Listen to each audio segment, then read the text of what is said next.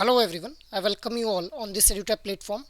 सो आज के इस सेशन में हम लोग बात करने वाले हैं with respect to a very important element with respect to your advance bank management. तो देखिए, हम लोग जानते हैं ऑलरेडी कि सीआईबी का एग्जामिनेशन जो है वो काफ़ी नज़दीक आ चुका है अब हमारे। तो हमारे मन में ये डाउट्स रहते हैं कि किस तरह से जो है वो हम लोग इस पर्टिकुलर किसी भी पर्टिकुलर कंपोनेंट को जो है वो अप्रोच करें।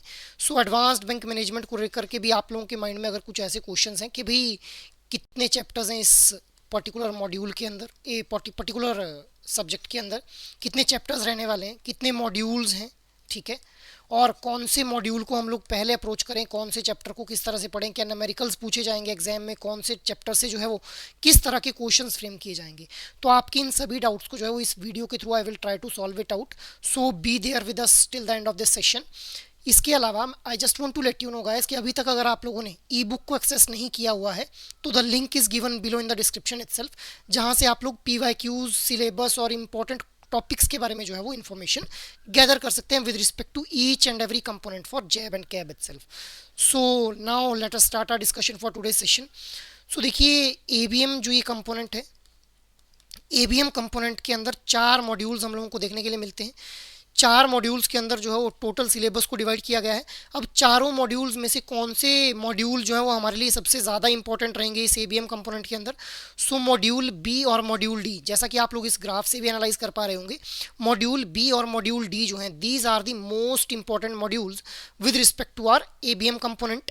इसके अलावा हमारा जो मॉड्यूल ए और मॉड्यूल सी है, इनसे भी क्वेश्चंस पूछे जाते हैं, बट कंपैरेटिवली इन दोनों मॉड्यूल्स के कंपैरिजन में हम लोगों को कम क्वेश्चंस जो हैं वो मॉड्यूल ए और मॉड्यूल सी से जो है वो देखने के लिए मिलते हैं। अब कौन से मॉड्यूल के अंदर किस तरह से जो है वो चैप्टर्स को डिवाइड किया गया है, इसके बारे में भी हम लोग देखेंगे अभी थोड़ी देर में। बट पहले हम लोगों को ये ध्यान रखना है, मैंने आप लोगों को ये तो बता दिया कि most important modules are B and D, but हम लोगों को ए और सी मॉड्यूल को भी जो है वो स्किप नहीं करना है। क्यों नहीं करना है?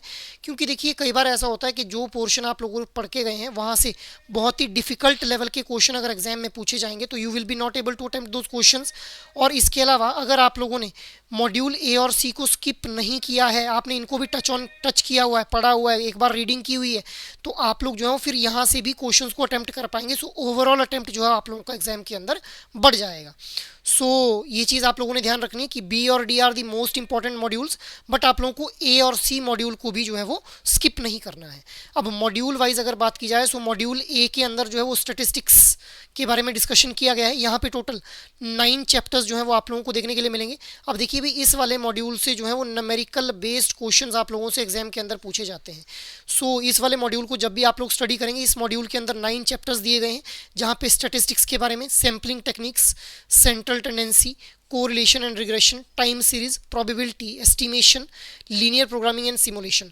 सो इन ये जितने भी टॉपिक्स यहाँ पे आप लोगों को दिख रहे हैं अपनी स्क्रीन के ऊपर, यहाँ से आप लोगों से न्यूमेरिकल बेस्ड क्वेश्चन पूछे जाते हैं। तो आप लोगों ने यहाँ पे फॉर्मूलाज का ध्यान रखना है और स्टेप्स किस तरह से जो है वो फॉलो किए जाते हैं किसी भी पर्टिकुलर न्यूमेरिकल को अप्रोच करने के लिए। क्योंकि यहाँ से आप लोगों को न्यूमेरिकल को बेस्ड क्वेश्चन आ रहे हैं, तो अब यहाँ पे आप लोगों ने ऐसा नहीं है कि कंसेप्ट नहीं समझने, सिर्फ फॉर्मूले रट लिए। आप लोगों ने फॉर्मूलाज को भी ध्यान में रखना है और कंसेप्ट को भी समझना है, क्योंकि कंसेप्ट अगर समझे होंगे तभी तो आप लोग एनालाइज कर पाएंगे कि कौन सा फॉर्मूला किस क्वेश्चन के अंदर अप्लाई किया जाएगा। सो आई होप ये चीज़ आप लोगों को क्लियर होगी कि किस तरह से आप लोगों ने मॉड्यूल ए को अप्रोच करना है। Second one is module B, जहाँ पे हम लोग ह्यूमन रिसोर्स मैनेजमेंट के बारे में पढ़ेंगे।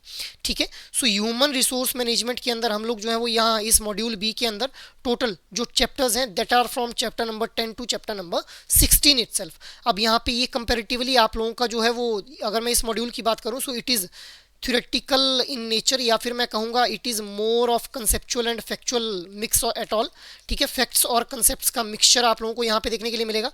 मल्टीपल थिंकर्स के द्वारा अलग अलग तरह की जो है थ्योरीज दी गई हैं with respect to human resource management, उसके बारे में आप लोगों को इन सारे चैप्टर्स के अंदर देखने के लिए मिलेगा। अलग अलग तरह के यहाँ पे जो है वो डेवलपमेंट ऑफ ह्यूमन रिसोर्स कैसे हुई, ठीक है, फंडामेंटल्स क्या हैं, इसके अलावा ह्यूमन इंप्लीकेशंस क्या हैं, ह्यूमन रिसोर्स को अगर मैनेज करेंगे तो उसका ऑर्गेनाइजेशन के ऊपर क्या इंपैक्ट पड़ता है, इंप्लॉयज़ की फीडबैक और रिवॉर्ड सिस्टम के बारे में दिया गया है, परफॉर्मेंस मैनेजमेंट को कैसे मेज़र करना है, कन्फ्लिक्ट कैसे मैनेज करने हैं, इसके अलावा इंफॉर्मेशन टेक्नोलॉजी और HRM का आपस में क्या रिलेशन है। सो ये सारी चीज़ें जो है वो मॉड्यूल बी के अंदर डिस्कस की गई हैं। अब मॉड्यूल बी मैंने आप लोगों को ऑलरेडी बताया कि it is most most important module. So यहाँ से आप लोगों को मैक्सिमम क्वेश्चन जो है एग्जाम के अंदर देखने के लिए मिलेंगे, और ये क्वेश्चन जो है वो थिंकर्स के द्वारा जो अलग अलग थ्योरीज वगैरह दी गई हैं उन थ्योरी से रिलेटेड क्वेश्चंस आप लोगों को देखने के लिए मिलेंगे। तो आप लोग इस मॉड्यूल को जब भी अप्रोच करेंगे, try to retain the facts and the concepts that you will be studying in this particular module itself. Moving ahead, अब हम लोग बात कर लेते हैं मॉड्यूल सी के बारे में। सो देखिए module C is all about the credit management, जहाँ पे चैप्टर नंबर 27 से लेकर के चैप्टर नंबर 25 तक जो है वो दिए गए हैं। चैप्टर नंबर 27 से 25 तक मॉड्यूल सी का पार्ट बनेंगे। अब यहाँ पे आप लोगों से जो क्वेश्चंस पूछे जाएंगे इस वाले पर्टिकुलर मॉड्यूल से, दोज विल बी मोर और लेस कंसेप्ट बेस्ड क्वेश्चंस, ठीक है। सो credit management, analysis of financial statements, working capital finance, term loans, credit delivery, credit control and monitoring, risk management, restructuring, rehabilitation and recovery, resolution of stressed asset under insolvency and bankruptcy code. तो यहाँ से जो है वो आप लोगों से mix kind of questions देखने के लिए आप लोगों को मिलेंगे। यहाँ से न्यूमेरिकल्स भी इस पोर्शन से पूछे जाते हैं, और साथ ही साथ मोस्टली आप लोगों को यहाँ से जो है वो conceptual questions, fact oriented questions देखने के लिए मिलेंगे। तो आप लोग जब भी इस मॉड्यूल को अप्रोच करेंगे तो आप लोगों ने न्यूमेरिकल और कंसेप्ट दोनों के ऊपर जो है वो फोकस करना है। मूविंग अहेड, नेक्स्ट हम लोग बात कर लेते हैं मॉड्यूल डी के बारे में। मॉड्यूल डी जो है वो बात कर रहा है compliance in banks and corporate governance के बारे में। अब इस वाले पोर्शन से जो है वो कॉन्सेप्ट बेस्ड क्वेश्चंस आप लोगों से पूछे जाएंगे। मॉड्यूल बी के बाद मॉड्यूल डी जो है that becomes the most important module with respect to your ABM component. तो इसमें चैप्टर नंबर 26 से लेकर के चैप्टर नंबर 32 तक जो है वो जो भी चैप्टर्स आएंगे उनको मॉड्यूल डी का पार्ट माना गया है। अब यहाँ पे कॉम्प्लायंस फंक्शंस के बारे में बात की गई कि किस तरह के कॉम्प्लायंस जो है वो बैंक्स को फॉलो करने जब भी प्रोडक्ट्स और सर्विसेज को डिलीवर करना है। कॉम्प्लायंस ऑडिट के बारे में बात किया गया है। कॉम्प्लायंस गवर्नेंस स्ट्रक्चर कैसा रहेगा, framework for identification of compliance issues and compliance risk, compliance culture and GRC framework के बारे में बात की गई है। Compliance function and role of chief compliance officer in non banking financial companies, इसके अलावा fraud and vigilance in banks. So यहाँ से आप लोगों को कंसेप्चुअल क्वेश्चन ही अपने एग्जाम के अंदर देखने के लिए मिलेंगे। सो आप लोगों ने इस मॉड्यूल को जब भी अप्रोच करना है तो कंसेप्ट्स के ऊपर जो है आप लोगों ने फोकस करना है कि किस तरह से कंप्लायंस किया जाता है, क्या क्या रूल्स, क्या क्या कंप्लायंस कोड ऑफ कंडक्ट्स जो है वो फॉलो किए जाते हैं बैंक्स के द्वारा, किस तरह से फ्रॉड होने से जो है वो बैंक्स जो है वो कस्टमर्स को बचा सकते हैं, या फिर रिस्क वगैरह को किस तरह से जो है मिनिमाइज किया जा सकता है जो कि फ्रॉड से अराइज हो पाता है, ठीक है। So this is all about the module number D. तो देखिए अभी तक हम लोगों ने देखा कि 4 मॉड्यूल्स मैंने आप लोगों को बताया, जहाँ पे टोटल 32 चैप्टर्स जो हैं वो इस एबीएम कंपोनेंट के रहते हैं आप लोगों के पास। सो किस तरह से आप लोग अपने इस कंपोनेंट को कवर अप करेंगे मैंने ऑलरेडी आप लोगों को बता दिया कि मॉड्यूल बी और डी जो हैं these are the most important modules, but आप लोगों ने ए और सी को भी स्किप नहीं करना है।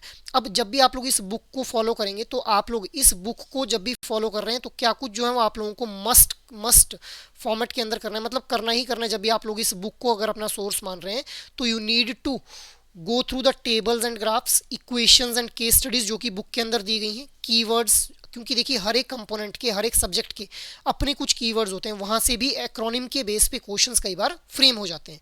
Next is you need to check your progress. आप लोगों को भी कॉन्टिन्यूस इवेल्युएशन करनी है, ऐसा नहीं कि पढ़ते गए।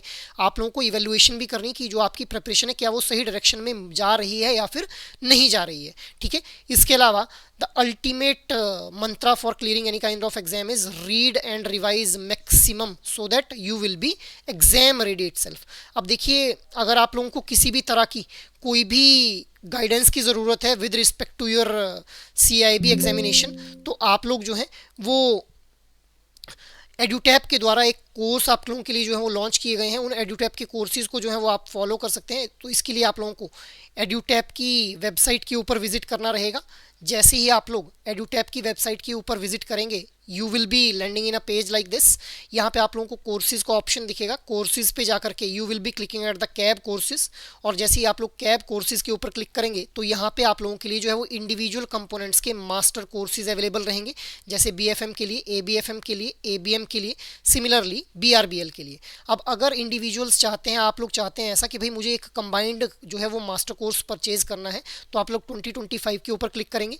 वहाँ से कॉम्बो यहाँ पे आप लोगों को दिख रहा है, यहाँ पे क्लिक करेंगे and you will be getting the master course for all the components, that is combined master course. यहाँ पे आप लोगों को जो है देखने के लिए मिल जाएगा CIIB के लिए, that is ABM, ABFM, BRBL और BFM, चारों कंपोनेंट्स को कवर किया जाएगा। इनके live classes, classes, concept notes, chapter wise test और फुल लेंथ टेस्ट जो है वो आप लोगों को इस मास्टर कोर्स के अंदर प्रोवाइड करवाए जाएंगे। सो अगर आप लोगों को लगता है कि आप लोगों को किसी भी तरह की गाइडेंस चाहिए और या फिर आप लोगों को ये समझ नहीं आ रहा कि किस तरह से हम लोग इस एग्जाम को अप्रोच करें, सो आप लोग जो है इन मास्टर कोर्सेज को जो है वो फॉलो कर सकते हैं, जहां से आप लोग फिर अपने आप को जो है वो कॉन्फिडेंट महसूस करेंगे with respect to this particular examination. So that is all from my side for this video session. I hope now it is clear to you all कि how you can make 50+ marks in your 60 days जो कि आप लोगों के रहते हैं examination के लिए। उन 60 डेज के अंदर आप लोग किस तरह से जो है 50+ मार्क्स को जो है वो अप्रोच कर सकते हैं in the ABM component. So that is all for this video session. Thank you.